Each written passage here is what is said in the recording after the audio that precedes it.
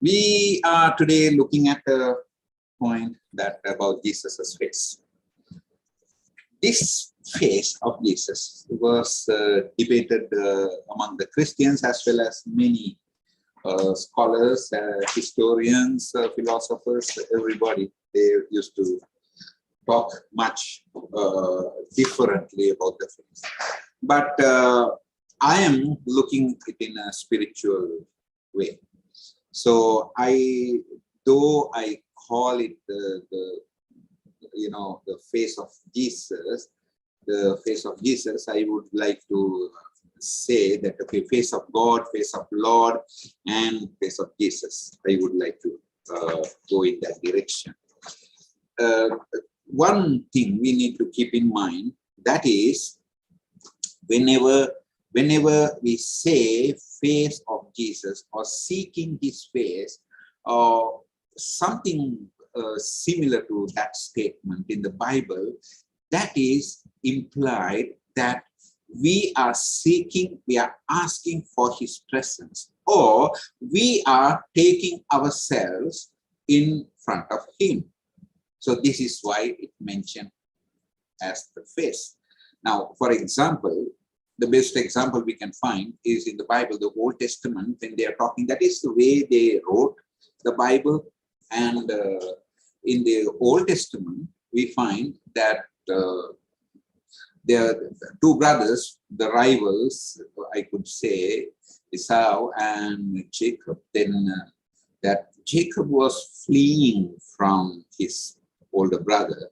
And it said that he fleeing from the face of his brother, fleeing from the face. Why?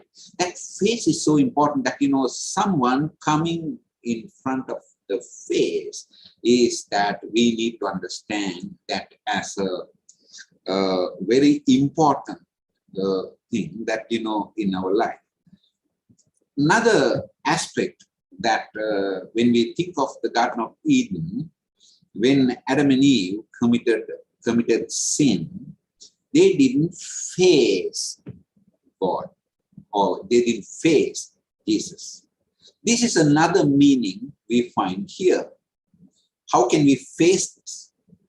We are having a challenge. How can we face that challenge? So again, the word face we are using. So we have to understand the sense that, when we say face of Jesus, it is having a big macro approach in meaning is concerned.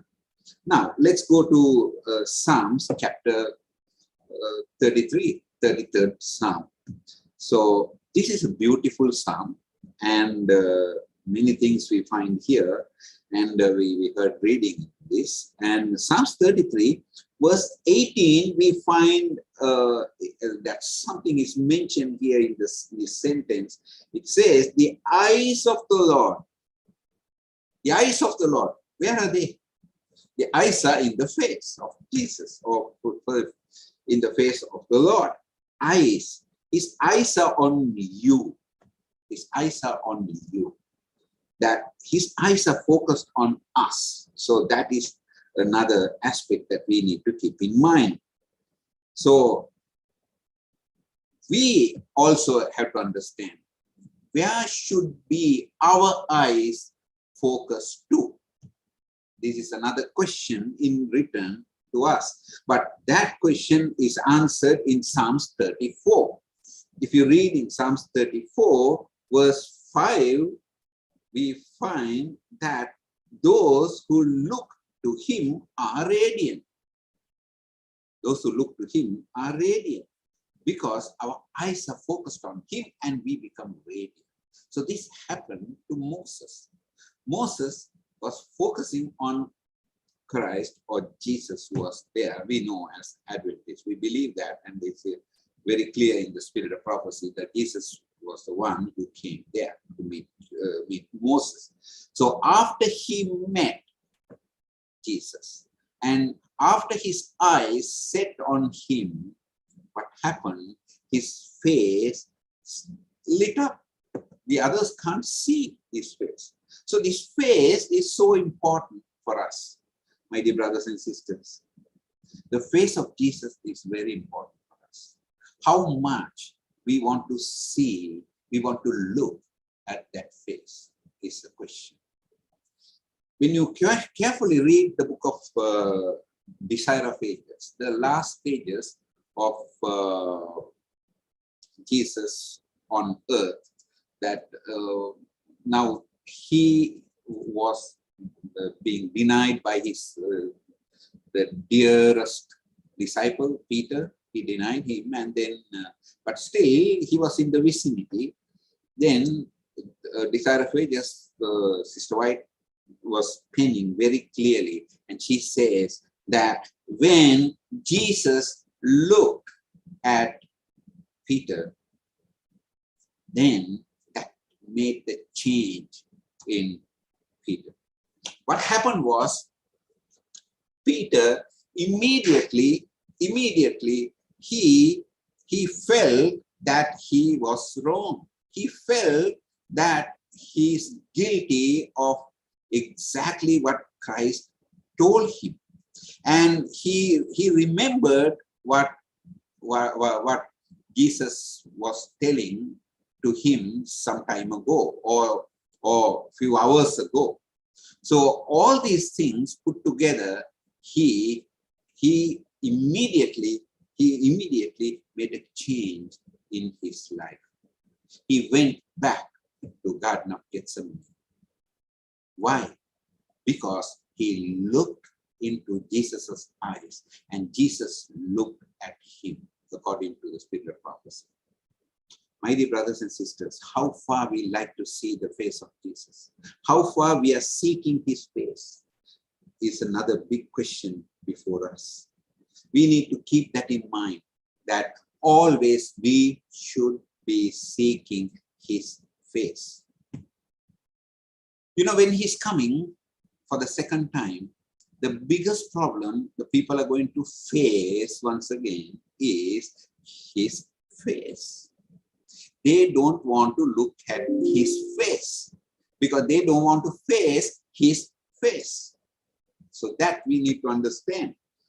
And are we going to look at his face when Jesus comes?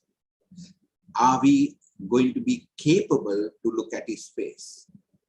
So this is another question before us. We need to find answers. And let's go to Psalms 27, verse 9.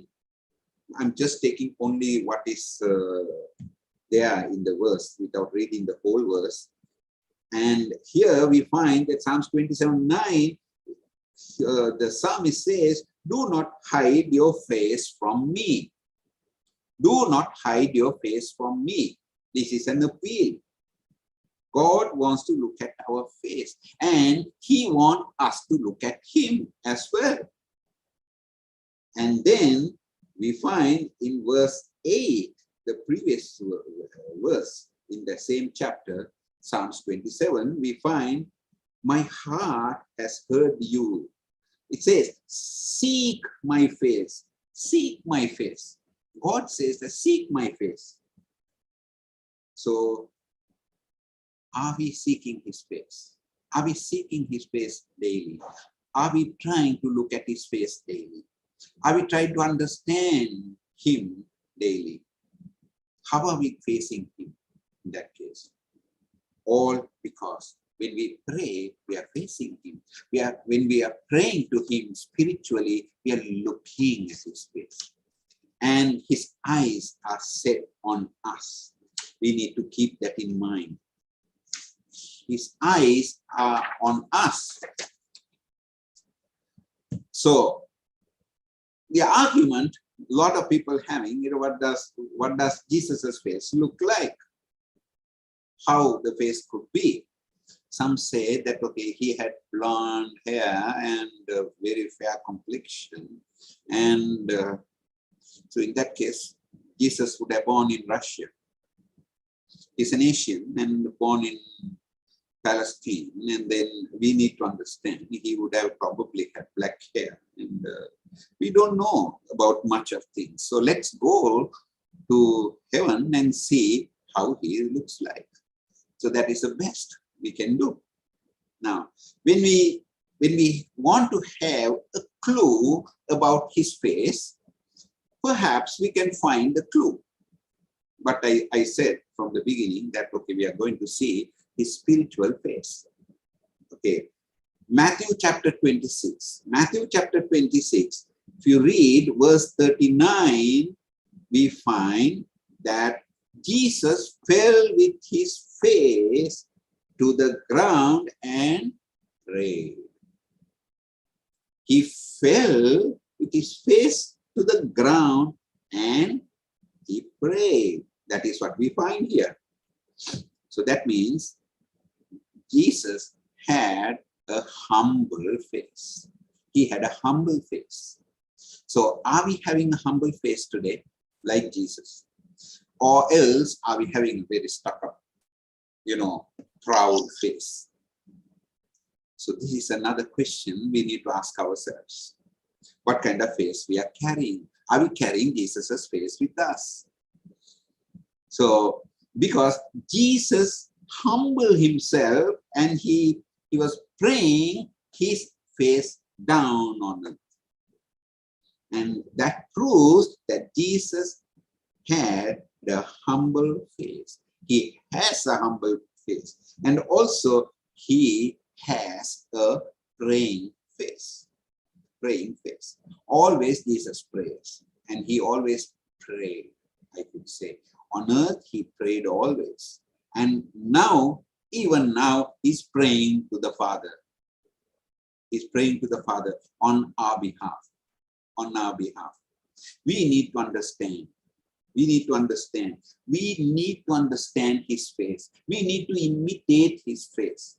Most of us sometimes, when we are young, or maybe young children who may be listening now, wanted to imitate or wanted to have some kind of a hero's face on us. Wanted to comb the hair like that and wanted to talk like that, all these things. But are we imitating Christ in our character? Then we will be having a face, the face of Christ in us. He was a man of prayer. Are we having a praying face? So this is another question before us. In Desire of Ages, page 73, we find that Jesus singing in the carpentry shop, Sister White says, and his voice was melodious. And then that proves that he had a singing face. Okay. And Jesus had a wonderful voice and very melodious, Sister White says, in Desire of Ages, page 173, and Testimonies, volume 2, page 617, we find it very clear, Sister White says that, okay, his voice was melodious, Jesus. Melodious voice. So he had a singing face that we need to keep in mind. Then another aspect we need to understand that Jesus always had a compassionate face. Compassionate face. A person who go to him and look at his face and he understand that this man cares me. This man loves me. This man wants me to be with him. So that's why many people followed him. Many people followed him. He didn't have a disgusting face. He didn't have a frown on his face. He didn't want a hateful look in his face. What kind of face are we having? A disgusting face? Why this man is calling me? Why this man is coming to me? Why this man is standing in front of me and talking to me? A rejecting face sometimes we are always putting on. No, my dear brothers and sisters, we should be having a face like Jesus. Like Jesus. Psalms 34 verse 16 we read. Psalms 34 verse 16. God's face is against evildoers. That is another face we find in God. The God's face is against evildoers. If we do evil things, his face is going to be against us. His face is going to be against us. And again, we find that in Psalms 34, 34 is also a very beautiful psalm. And here we find the Psalm 34 verse 15, it says, his eyes are on the righteous. His eyes are on the righteous. But verse 16 says God's face is against evildoers. The verse 15 says that, the righteous, he's having his face, his eyes on the righteous, and he is against, his face is going to be against the evildoers.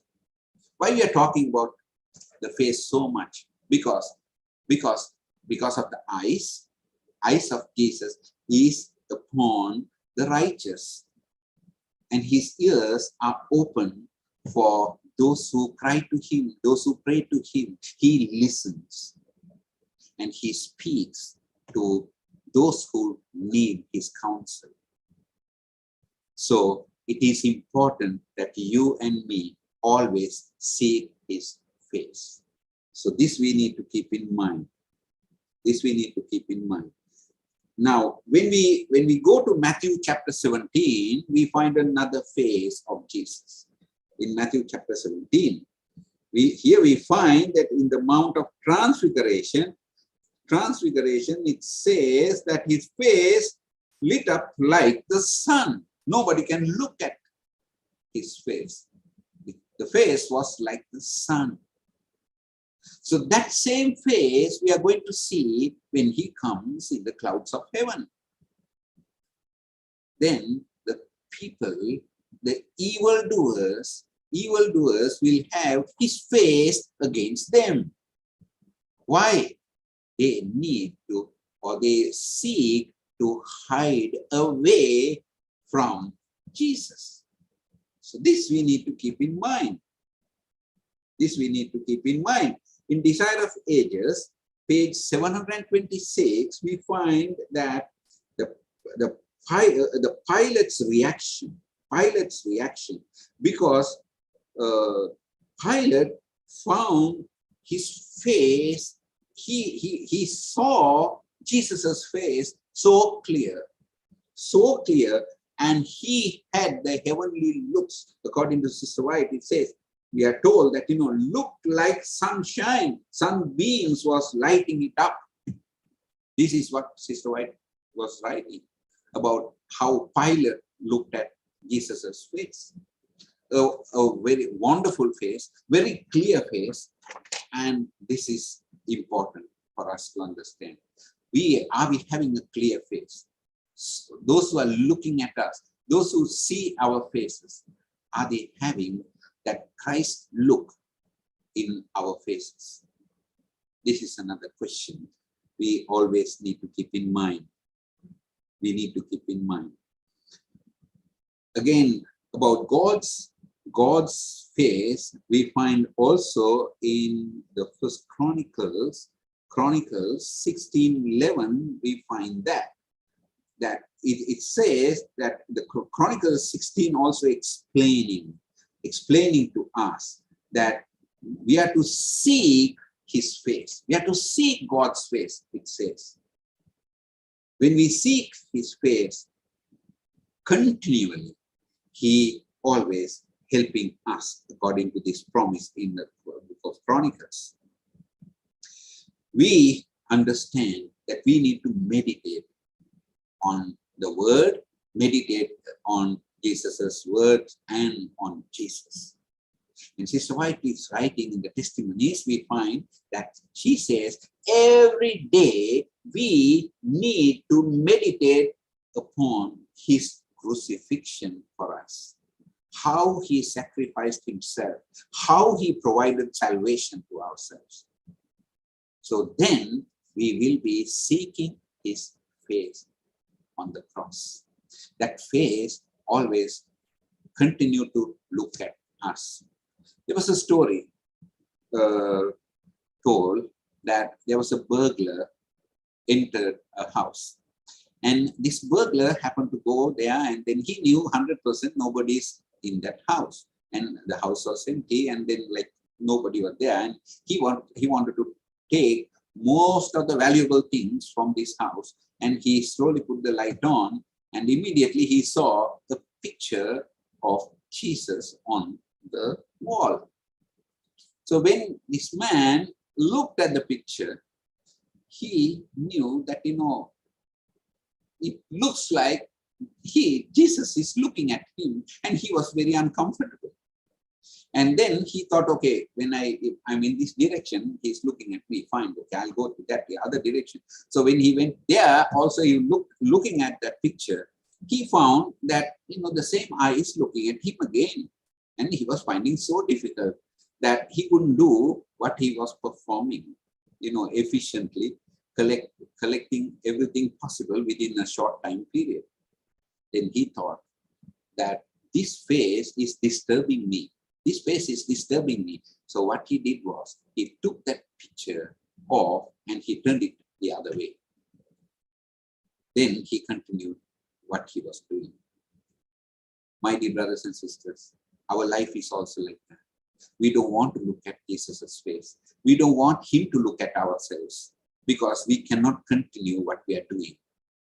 We cannot do what we want to do, because he wants us to do something else, and he is always watching you and me. Are we seeking his face? Once again, the question before us. Are we meditating upon his face? Are we meditating what he's trying to speak from his lips, and what he will be listening from us? Our prayers, our wants, and whatever we need, we just present to him, and all the praises we sing. He's listening carefully, and his eyes are on the righteous. As far as we maintain our righteousness, his eyes are going to be on you and me. We need to keep that in mind. Again, we need to keep in mind that his eyes or his face is against the evildoers, as we read just now. My dear brothers and sisters, the face is going to be very important. That face, that eyes, that look changed Peter. That same look, he is looking at you and me today. He is looking at us, and he's gazing at us, and his eyes are on us. And we will feel, if we meditate on his face, then we will feel spiritually that there is a change going to take place. What kind of change is going to be? That we will open our hearts, and he will enter into us, and then we will be having a spirit-driven lifestyle. Spirit-driven lifestyle. Whatever comes on our way, it is not going to disturb us. Whatever we think that going to be a big obstacle in life, no more obstacle. All this because we see his face. So this is what Psalmist always wrote again and again and again. He wrote about that. Because here we find in Matthew chapter 25, verse 21, when Jesus was presenting parables, he mentioned here, Matthew 25, verse 21, he said that, come and share in your master's happiness. Come and share your master's happiness, he said. Because why? He said that come and share your master's happiness. Because how it is possible? Because your master has to be a happy person. If your master is happy, then only he can share that happiness with you. That happiness with you. So today, if we are sad, if we are disturbed, and if we are in trouble, today we don't have that happiness because why? We don't want my master to share his happiness to me. That is why we are sad still. We need to make a change in our life. We need to always have to keep in mind that we need to be happy people. How it is possible?